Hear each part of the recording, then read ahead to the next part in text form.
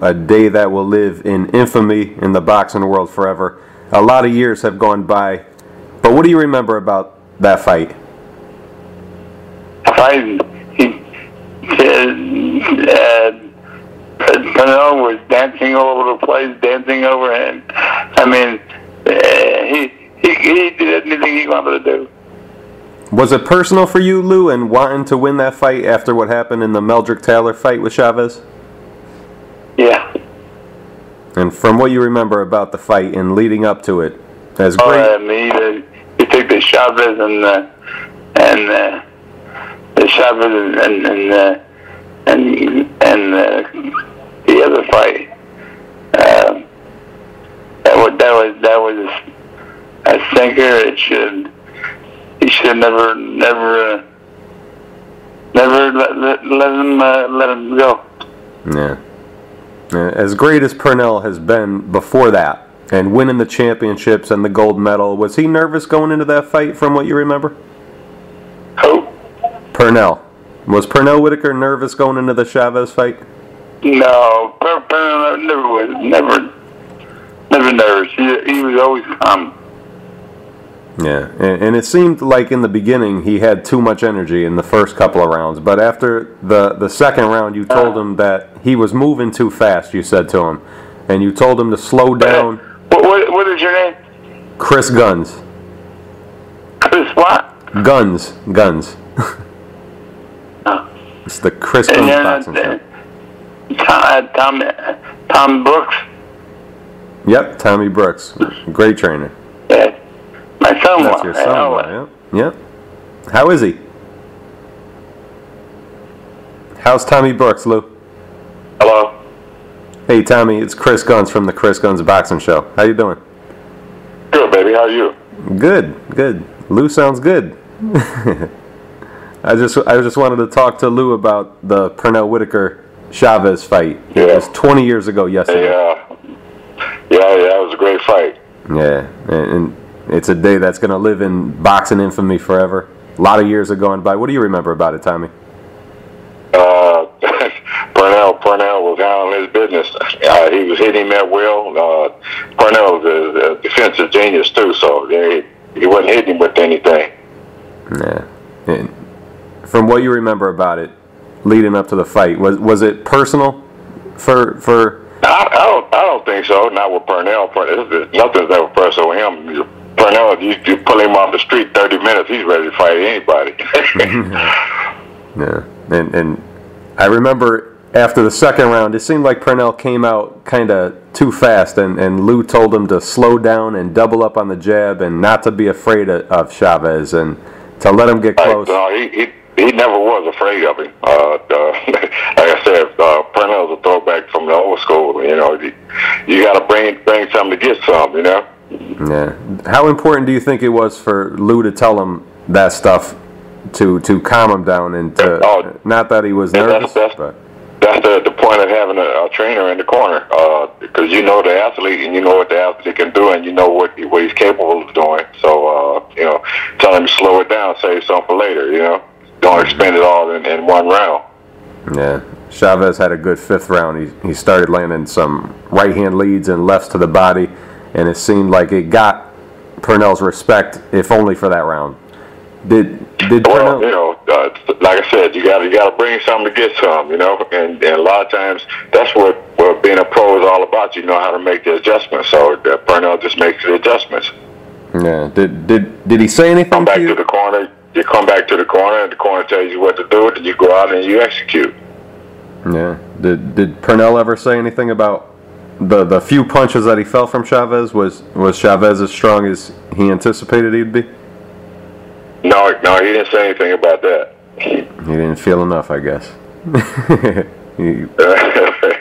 He began to dominate until maybe the ninth round. Chavez had another good round in the ninth round, and probably the only two rounds that he could have won. Maybe the 12th round too, because Pernell just stayed away thinking he was ahead. But exactly. After round 9, though, Judge Jack Woodruff had the fight 86-85 for Chavez, and the other two judges, Franz Marty and Mickey Van, had it even at 86. Purnell had a strength trainer by the name of Bob Waring, and he was looking at the scorecards being given to Jose Sulaiman, and he yelled into the corner that he yelled into the corner that Purnell needed to win the last 3 rounds to win the fight. Did you guys at that point think that that was even possible? I know that going into the fight you thought that a bad decision and being robbed might have happened, but being that dominant like Purnell was, did you even think it was possible that he could have been down? No, not by a long shot, you know. But you know, those things happen. Yeah, and Purnell won rounds 10, and he won a. Gotta take the bitter with the sweet, you know. That's true, and he won rounds 10, and he won 11 even easier than he did 10, and he just stayed away in the 12th round. Like I said, you could give because he probably thought he had the fight in the bag. Yeah. What went through Team Whitaker's mind when the scorecards were being read? I really can't tell you. God, you know, he's his own individual, and I'm sure he thought that he had won the fight. So you know, it was probably a shock to him. Yeah. In retrospect, how much do you think? Like he's probably saying, "Yo, what fight were they watching?" You know? Yeah, I remember his face, and I think that's what he was saying. maybe. What fight were you guys watching? You know. I think we're cleaning it up though. Yeah. I think he was mad. How much do you think it hurt Purnell though not to get credit for that win? Do you think it hurt him as a person? Well, like I said, you know, Purnell's from the streets. You know, he knows that you got to take the bitter with the sweet, and so you know, just put it behind you and keep on rolling. You know. Yeah. And bad. Plus, he got a nice payday. So. Yeah, he did. Yeah, he did. I guess that kind of puts a Band-Aid on the wound. There you go. But would you say that that's the worst decision that you ever saw in boxing, or how high up the ladder of bad decisions would you say that is? That was pretty shameful, but you know, I really can't say. I've seen some tragedies, but I couldn't put a number on it. Yeah, and bad decisions and corruption plague the sport. How do you think that? It's in any sport. Yeah. And what do you think boxing should do to clean up what's going through? Do you think it could even be cleaned up at this point? Well, you know, you're dealing with human beings, you know, and they're capable of doing anything. So you really can't say.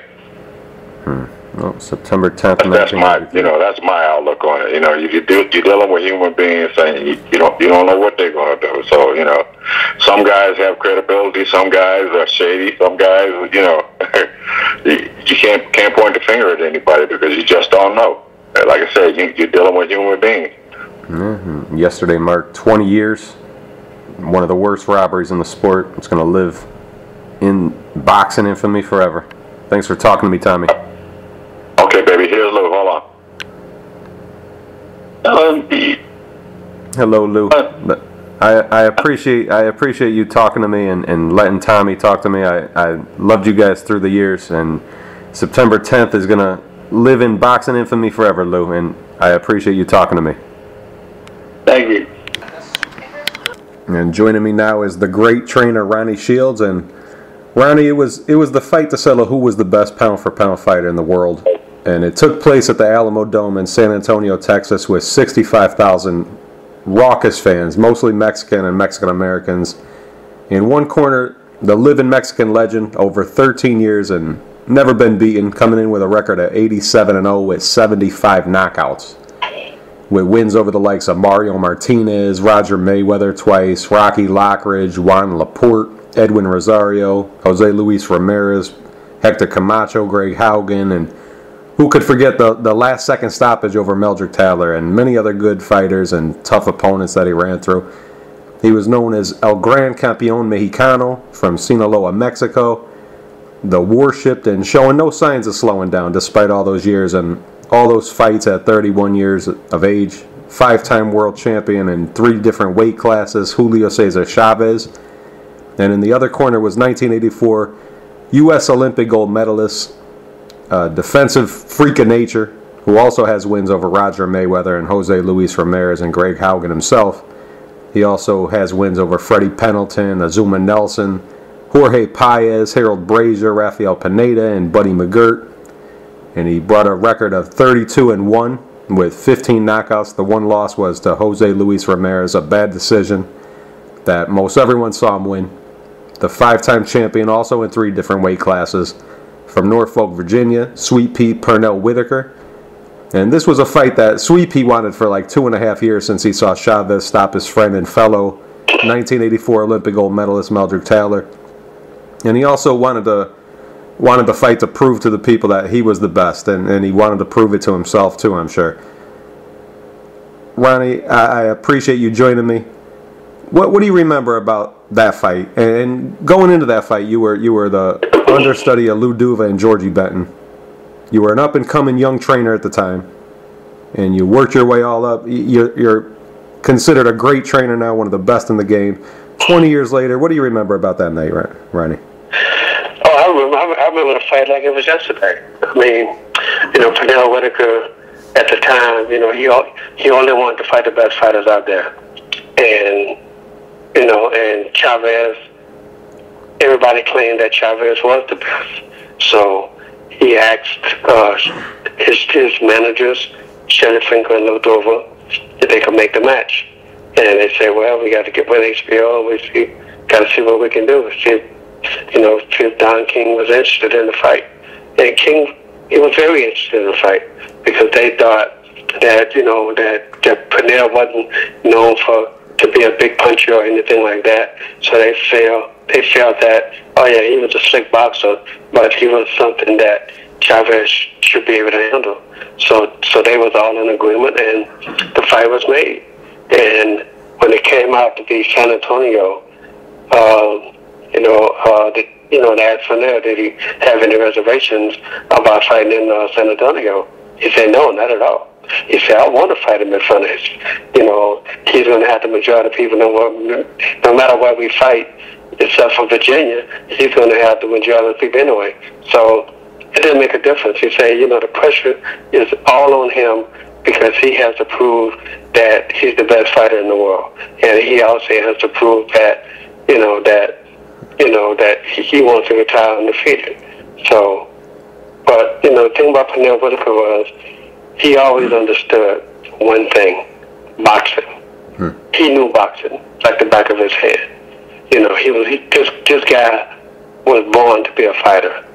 And not to say that Chavez wasn't, but Pernell Whitaker knew how to fight every style out there. It didn't make a difference who it was. He wanted him. If you was considered one of the best fighters in the world, pound for pound, that's who he wanted to fight. Yeah, and it was personal for everyone in the camp because of what happened in the Chavez-Taylor fight, wasn't it? Everybody wanted revenge for Meldrick, didn't they? Yeah, I mean, I was in the corner with Meldrick when Meldrick fought Chavez also, and Meldrick, he was winning the fight, and I think if you go back and you look at the replay of that fight, you would see that everybody faults Lou Duva because when Meldrick got dropped, Lou Duva jumped on the ring, and instead of paying attention to what Richard Steele was saying, Meldrick was looking to see.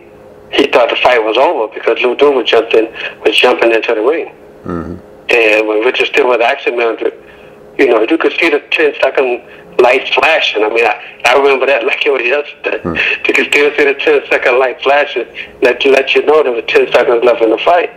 And I know Richard Steele saw that, but he only did his job, and as the light was flashing, Lou Duva jumped in, and I don't know nobody knew what the reasons were. All I remember was they had a picture showing me trying to grab Lou Duva by the leg to try to hold him back from jumping into the ring. Mm-hmm. And, I mean, it was crazy because, he would have got disqualified anyway because Lou entered the ring before the 10 seconds before the bell rang. Yeah. So, but I remember that fight too. So, but Pernell, he wanted to avenge the loss of Meldrick Taylor also. He wanted to prove that, that he was the best fighter in the world. Anyway, so whether Chavez had fought Meldrick first or not, it didn't make a difference to Pernell Whitaker. Yeah, and 20 years ago, it was a way different world than we have now. Now we see same-day pictures from training camps. We get reports every day on the internet of how fighters train and what they're tweeting about and what they're posting on Facebook and Instagram. Back then, we just had reports. We had reports like way after the fight and rumors of how things went. Take me through the training camp for that fight. I know Pernell took that camp real seriously. Tell us about the camp. Well, the training camp went great. He wanted to train at home. So he wanted to stay in Norfolk, Virginia, and train actually in Virginia Beach. He wanted to train in Virginia Beach. So we said no problem. And I can remember when they first signed the fight. He called me up and he was so excited. He said, "Man, I got the fight that I always wanted." He said, "I'm gonna show these boys how to handle Chavez Senior." He said, "Man," he said, "we're gonna look great this night." And so I remember that that we brought one of the small partners I can remember was Jake the Snake Rodriguez from New York. We brought in Jake and we brought in a few other guys, but Jake sticks out in my mind because later on, Pernell fought Jake, a little bit later on in his career. Mm-hmm. But that's why I remember Jake Rodriguez so vividly. But Jake came in and a few other guys, and and all we told them was, "Look, man, we don't need you to do nothing extraordinary. We just want you to be you, and Pernell's going to be himself. So we don't want you to do nothing special. Don't try to imitate Chavez. We just need you to, just put the pressure on Pernell. That's all, nothing else. Because we realized Chavez was going to have to come forward to have a chance to beat Pernell. So we realized that. But our game plan really also was to box Chavez, at the beginning, and then start backing him up. Mm-hmm. Once we start backing him up, we knew that he didn't know how to fight going backwards. He was good coming forward, but how was he going backwards? And we realized he wasn't going to be the same fighter going backwards as he was coming forward. So George Benton, we sat down, we studied tape for Chavez, and George Benton, he wasn't called a professor for nothing. All he had to do is watch the tape one time and say, "Okay, I got it. I already know what we have to do." Hmm. And that's all he needed, and he put together a great game plan. And I would always just go back and study the tape and see, just make sure that that everything was good. I just wanted to make sure I was comfortable with it too.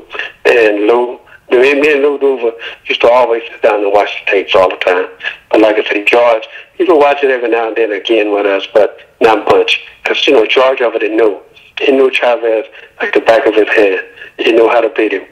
And, and the thing about training was, Pernell trained just regular. He didn't do anything extra special. He said, "I'm already a better fighter, so I don't have to go out." And some people, they go out and they want to get away from home. They want to be isolated. They want to, this is the most important fight of my life. No, there's nothing like that. Pernell, Whitaker always was the same. He wasn't doing nothing different. This guy is just like another guy. So everybody else want to make this guy a superstar, but he's not a superstar. He said, "I'm the star." Mm-hmm. And I'm the only star. And I tell you, we did everything regular. And I can remember a lot of people, even in his hometown. I remember guys, we used to walk on the beach, and guys say, "Hey, man, why are you fighting that guy? Why are you fighting Chavez? Julio Cesar Chavez. Why are you fighting him? This guy, he's too good." And I said, "What? Man, I'm the best fighter in the world. What you talking about? This guy can't touch me. He can't do anything to me." And it didn't irritate him at all. Because, he said, everybody got their own opinion. So it don't make a difference to me who I fight. He said, "But I'm just going to prove everybody wrong like I always do." And the training camp went great. We had We had a really great training camp, man. You know, Pernell Whitaker's strength and conditioning coach, Bob Warren, he's deceased now. But Bob, you know, Bob always got Pernell in the best of shape. Always. His conditioning was just always so superb. You know, you've never seen Pernell Whitaker in a fight where, you know, he was tired or this or that. None of that stuff. Always in shape, always in the best condition.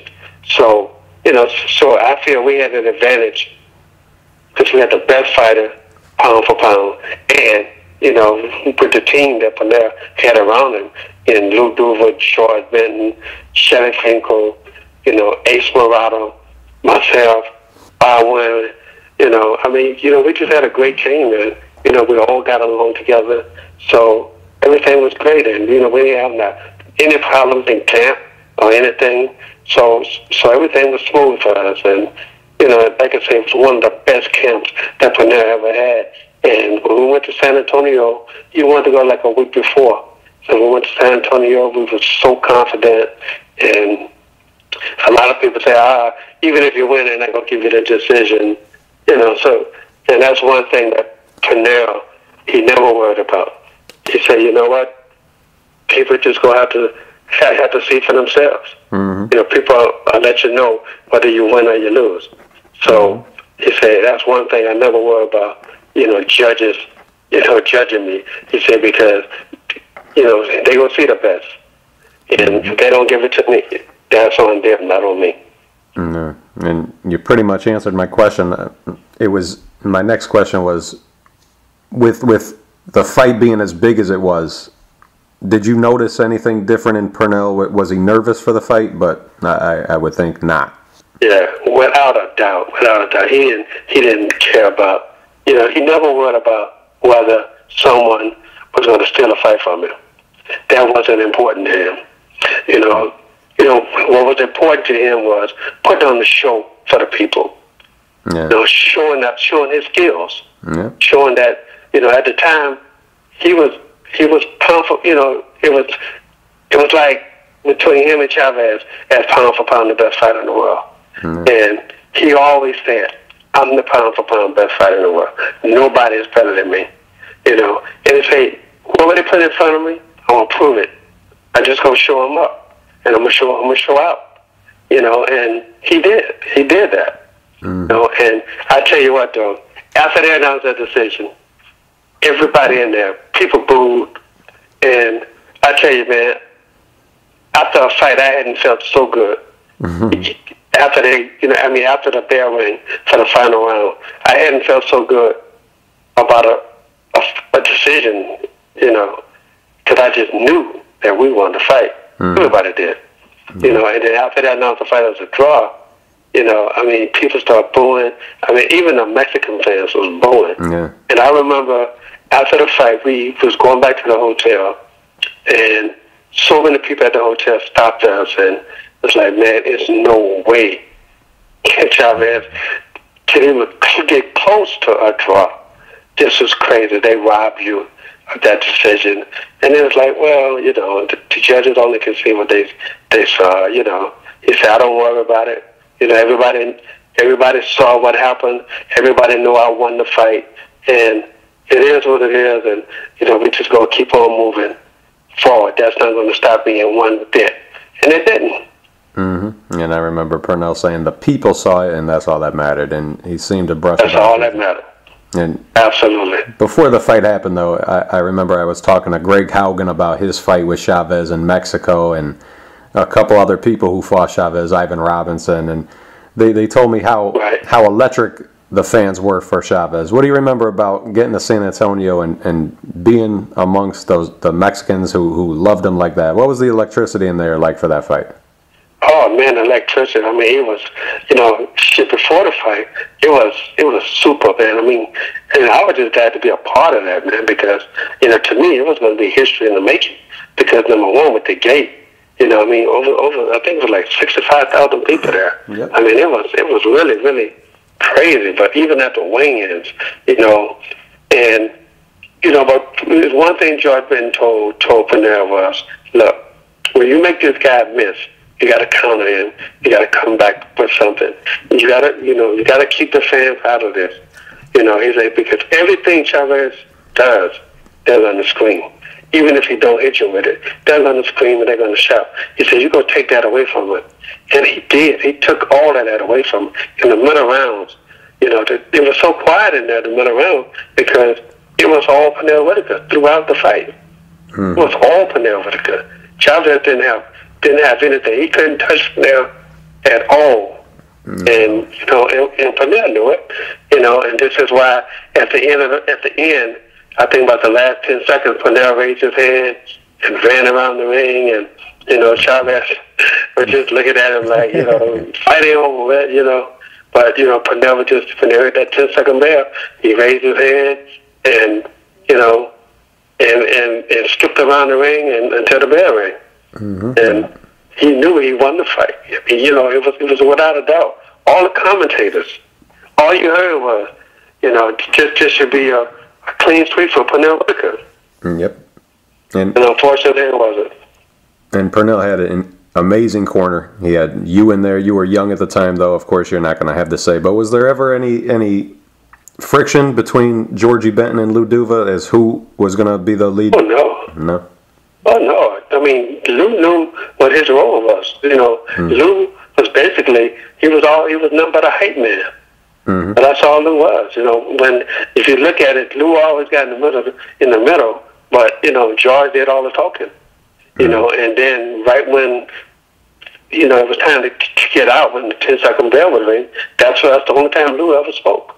And that was it. I mean, Lou knew what his role was. I mean, George didn't. He was the man. He was the man to put the game plan together, and he was the only guy that Pernell Whitaker listened to in that corner. That was his job. Yeah. But like I said, Lou was the hype man. And Lou would, most of the time, always only repeat what George would say. Yeah, I would. And so our corner was great, man. And and Pernell knew one thing too: if he got cut, he had no worries at all. Ace O'Rada at the time was the best cut man in the world, and so Pernell never, but you couldn't even hit Pernell to get a cut, to get a bruise, swelling, anything. But, he never worried about it anyway because he knew Ace O'Rada was going to take care of it. So he had no worries on that end also. And, and I think when you have such a great corner, it takes a lot of pressure off the fighter also. He knows he had a great game plan. He knows he had a great training camp. And he had a great cut man. He had the best conditioning coach in the world at the time. And, he felt comfortable. He was settled, man. And, and that's a worry he didn't have to worry about. So it was great. I would love when they would go into Pernell's corner, and no matter who you heard talking, it was entertaining and fun, and you just knew it was a genius talking. And I remember as the first bell sounded, Pernell was backpedaling and dipping to his right, and he threw a few feeling out type of jabs from his southpaw stance. Chavez was always a notorious slow starter, and he just pursued him, and the crowd would go crazy every time he did anything like George Benton knew would happen. And after the second round, Lou Duva was heard telling Pernell that he was moving too fast and he should slow down. And Lou also said to double up on the jab and not to be afraid to throw the left hand. And he said to let Chavez get closer and to just turn him. And it seems like in the third round, Pernell came out with a surge of confidence, and he seemed to have a meaner streak to him in the third round. Oh, yeah. He seemed to follow the instructions to a T. And that was the game plan. George just wanted Pernell to see for himself the first couple of rounds what Chavez was really all about. And, he told Pernell, the guy's a slow starter, but it don't make a difference. He's still going to be the same guy. He's not going to do anything different. He may put a little more pressure on you, but not with punches. He's just going to just try to get close to you, and then he has to get close to you to start throwing punches. So what you got to do is sit down more on the left hand. And he did that. Then all of a sudden he started backing Chavez up. And, and that was the beginning of the end for Chavez. Yeah. And, and the more Pernell got more and more confident, he just started boxing more. So, and once he started letting both hands go, I mean, Chavez, he was lost. He was a lost guy in that ring. And as soon as you said it yourself, he started backing Chavez up with some nice double and triple jabs, and it just befuddled Chavez and allowed Purnell to land an occasional hard left. What was the feeling in the corner? You got Georgie Ben, who's always so calm, but Lou Duva is an emotional type of guy. What was it like early? Yeah, we would always have to grab Lou and sit him down. But now did something great. We have to, Lou would want to stand up in the corner, so we have to sit him down. Sit down, Lou, sit down. Sit down. Lou always got excited, man. But it was all in fun because he hyped Purnell up. Yeah. He did. He hyped Purnell up, and and Purnell loved that. He loved to see Lou get hyped. He knew it was good. It was all good with him.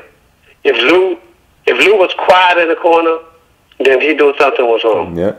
But he knew if Lou was hyped up, everything was good.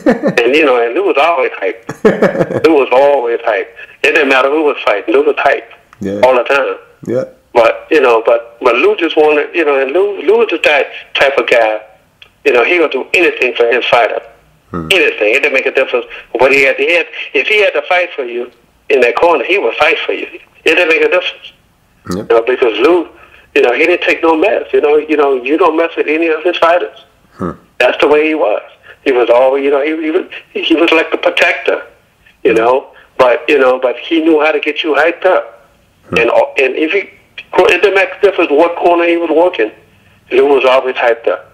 And that's what the fighters loved about Lou, because Lou was a motivator. He motivated you. That's what Purnell needed, and that's what he wanted. George was always the calm one, but Purnell knew that George was the smartest man in boxing. And George knew how to break an opponent down, and he knew how to teach it to him. So, and that's what I say. He felt so comfortable. Purnell was so comfortable in the corner, man, and you never see no worried look on his face. You always see him smiling, and people were like, man, he fight Chavez Chavez Sr., and look at him, man, he look calm, he cool, he collected, Yeah. And that was so great, man. I'm telling you, that was a really good time. And that Freudian slip that you just made, Chavez Jr., is because you're training Brian Vera right now to fight the son. And by the fifth round, Chavez Sr. is his best round so far. In one exchange, he landed sharp right hand leads and another left to the body, and the third right that seemed to have Purnell a little surprised in the middle of the ring. Did Purnell say anything about the power that he felt from Chavez? No, he didn't say anything at all. And George had a way of asking him if anything bothered him. George would just look at him and say, "You all right? Everything cool?" Yeah, I'm good. So then, okay, and then George just got him to stick to the game plan. And that's one thing that I could say. Purnell always listened to George Benton. Always listened to George. Yeah. Whatever George told him to do, that's what he was going to do. And that was Chavez's best round of the fight so far, was the fifth round. And by the next round, Purnell began to dominate again and put the crowd to sleep. You didn't see any Mexican flags waving by the eighth. 65,000 people and really quiet in there. And in round 9, maybe everybody knew that was the beginning of the end. Yeah. Because they knew that everybody knew Purnell was way ahead. And Chavez needed a knockout for the last. And he had to get a knockout within the last 2 rounds. I think the commentator even said, Chavez needed a knockout. He's way behind on our cards. Yeah. So, you could tell by Ferdy Pacheco. Ferdy Pacheco was a huge Chavez fan, and you could tell he was really, really worried. And in round 9, maybe feeling desperate, and maybe because Purnell got maybe he got lulled to sleep by how much he was dominating. Maybe not so much bored, but just the feeling of being dominant. But Chavez scored several times with left hooks and right hands too. After round 9, Lou Duva seemed really nervous, and he was telling Purnell, asking him where the jab was and where the left was, and he wanted him to throw uppercuts, Chavez. How nervous of a guy was Lou? And at this point, I know that Bob Waring, the strength and conditioning coach, was watching Jose Suleiman take the judges' scorecards, and then he let Lou know after the 9th round that you needed to win the last 3 rounds to pull the fight out. Did you? Right. Was he actually seeing the scores, or was he just seeing faces and kind of reading body language? What did Bob say about what he saw outside? But here's the thing about Lou. Lou, I don't know who Lou knew or whatever, but Lou always seemed to know what was going on in the fight. Mm-hmm. And you know, he would always look at the fighter, you know, like he look at Panera and say, look, you need these last 3 rounds. And I can remember, if you look in the corner and you're going to let Panera fight it, Panera, what? Yep. Are you crazy? I'm winning this fight. You know, but Lou always knew. You know, he had somebody there that could always tell him what was going on. He knew the score. He knew what time it was. And you know, I mean, I think it kind of ticked Purnell off that, you know, and this is the reason a lot of people don't like open scoring anyway, because of that. Mm-hmm. Because, you know, I mean, it really discourages a guy if you get out there and you know you're winning, you're beating the guy's ass, and then all of a sudden they're telling you that you need the last 3 rounds. Mm-hmm. And after you done poured your guts out and you done fought hard, and they tell you it's not enough. Yeah. You know? I mean, it's really discouraging, but like I say, George Benton always came back with something. Look, man, you just pay attention to what you're doing. Get out there, stick with the game plan. You know, let the punches go. Just throw combinations. You know, stay behind your jab and let that left hand go. And, you know, and for now, you know, he did it. You know what I mean? He did. You know, he went out there and he did what he was supposed to do. Yeah. So, I mean, like I say, you know, he can't fight and judge to fight himself. So, you know, but, yeah. you know, it is what it is. But he, you know, Lou always knew, though. He knew what we needed at the end. Yep. And Purnell's strength and conditioning coach did tell Lou and yelled in the corner that. Did he actually see the scorecards? Do you know that? I'm not sure if he saw the scorecard, but I remember Lou's son Dan Duva. Dan was there, and in between rounds, Dan would come over and whisper something to Bob. Bob would tell it to Lou. Mm-hmm. Now I don't know if Dan was guessing that Purnell was ahead or behind. Yeah. You know what I'm saying? I don't know. I mean, I have no idea. But you know, but every fight we have, Dan Duva was always right there. And because he owned main events, and so Dan would always say, "Hey, you know." And I don't know if Dan was doing this in his own head, that he think Purnell, the fight was so close or whatever. But you know, he would tell Bob would tell Lou would, you know, obviously he would tell Purnell. But I remember when he said that you know, hey, you know, you need these last 3 rounds, and I remember Purnell's face. Like, what? Yep, I remember it too. I'm winning this fight. You know?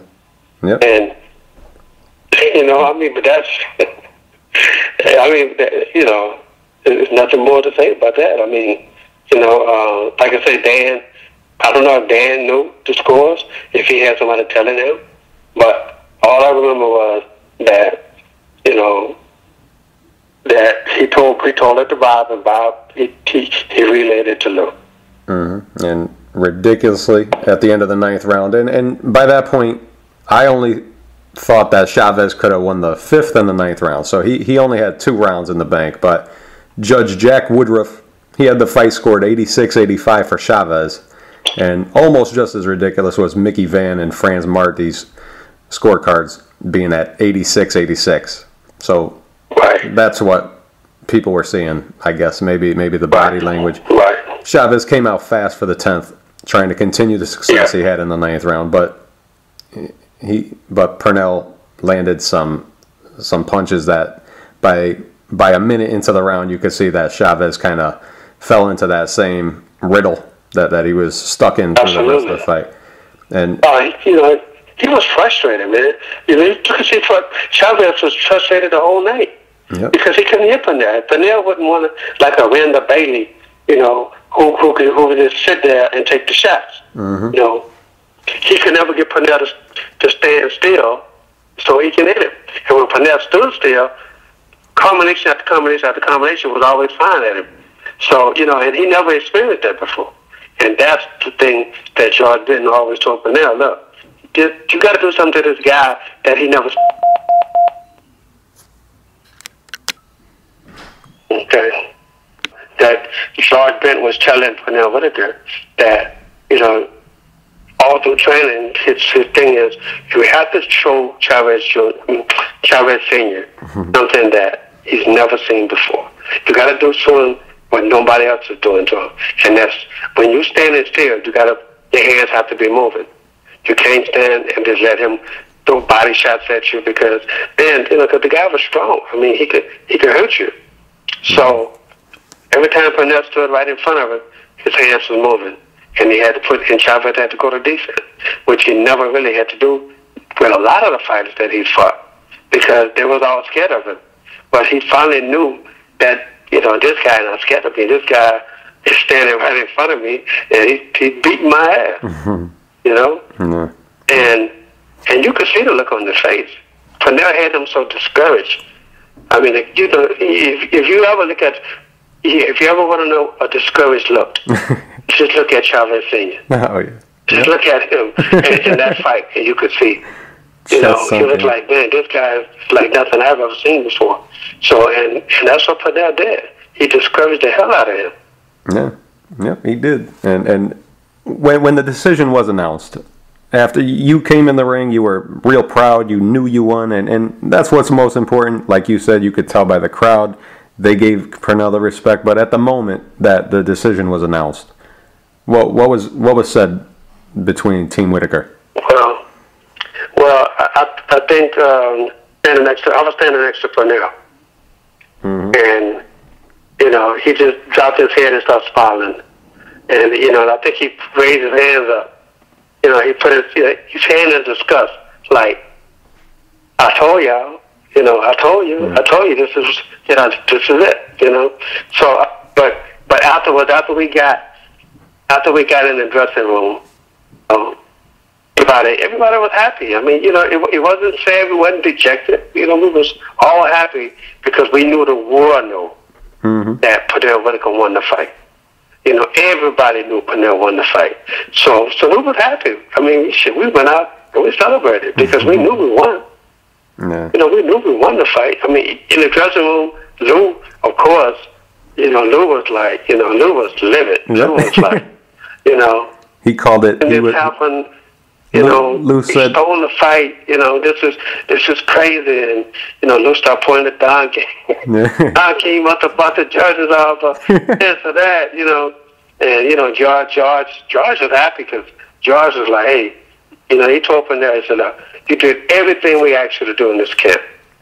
Everything. You fought hard. You won the fight. Mm-hmm. And Pernell said, oh yeah, I know I won. He said, so I'm gonna just let the people. It's up to the people now. But they know who pound for pound the best fight in the world is. The judges could never judge me because everybody else know who won the fight. And everybody was so happy. I mean, we were always happy, man, because we knew that we won. And and you just can't let something like that, disgust you because then it was, it could have been another way around that they stole the fight, Mm-hmm. And that would have really hurt. Yeah. But I think worse if they ever took this decision away from him. But at least he got a draw out of it, but like I said, we all knew Pernell won the fight. All the judges, they knew Pernell Whitaker won the fight. The commentators, but the most important thing was the fans. Mm-hmm. Now, he loved the fans, and he always wanted to put a show on for the fans, and he did that. and they really appreciated him, because after that we had training camp in San Antonio for almost the rest of his career. Yeah. And you mentioned how livid Lou was. I remember hearing Lou calling the judges rat bastards. Lou. I never heard Lou curse so much in my life. He called that being Italian mad. He wasn't just mad, he was Italian mad, he said. Oh, yeah, that's my point. Italian mad. And I heard some of the curse words of my life. Every interview he did, it was like they probably had to beep everything out. If it wasn't live, maybe. But what did? No, it wasn't live. And at the press conference afterwards, though, even at the press conference afterwards, everybody else was calm except Lou. Yeah. We had to sit Lou down, and and at the time Lou was taking nitrogen pills. Yeah. So before the fight, they would give it to me. Mm-hmm. And before the bell ring, I had to take it and put it in his mouth, because he didn't want to take it. Wow. But I had to, and his sons, Dan and Dino, and his daughter Donna, they would always come to me, look, Ronnie, you got the pill. You got the pill, right? I said, I got the pill. Make sure you put him up, and make sure he swallows it. Don't let him spit it out. So, and this was every fight before the fight, he had to take that pill. Yeah. And I had to give it to him. Yeah. So, and he knew the routine. Lou, come on, I got it. Open up. So he had to put it on his tongue, and he had to swallow it, and then open his mouth and let me check under his tongue to make sure he swallowed it. I was like a doctor. I had to do that. I did. I had to do it every time. So before you went out, you needed the spit bucket, you needed the mouthpiece, and you needed the nitrogen pills. That's it. In that order. But I had to give, but before that first bell ring, I had to give him that pill. Wow. And what was Don King like? That was Chavez was his man. Yeah, I mean, his money man. Chavez was his everything. Yeah. Chavez was his everything. That was his Mike Tyson, Did Don try to sneak in there and talk to Purnell and try to leave with Purnell like he did so many fighters? Oh no. He knew that was impossible. He knew that was impossible. He couldn't do that to Purnell Whitaker, because he knew that was impossible. Mm-hmm.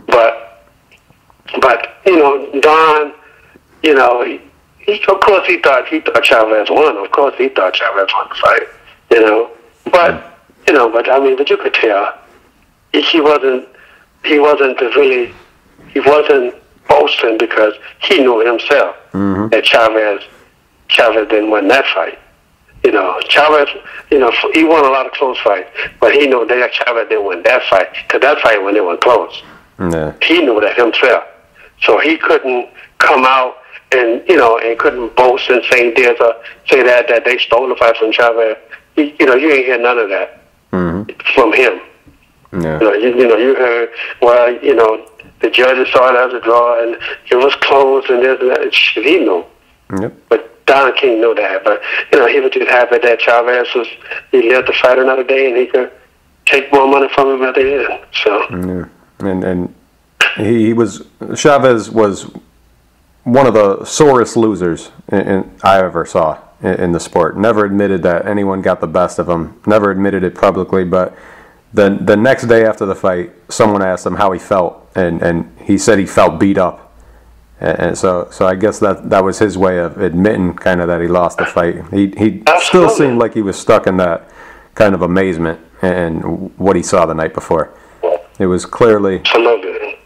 And Lou Duva wanted to file a protest, and he did file a protest, but the WBC said something like, "Why are you mad? Everybody wins. So why are you so mad?" What? That's right. That's exactly what I heard.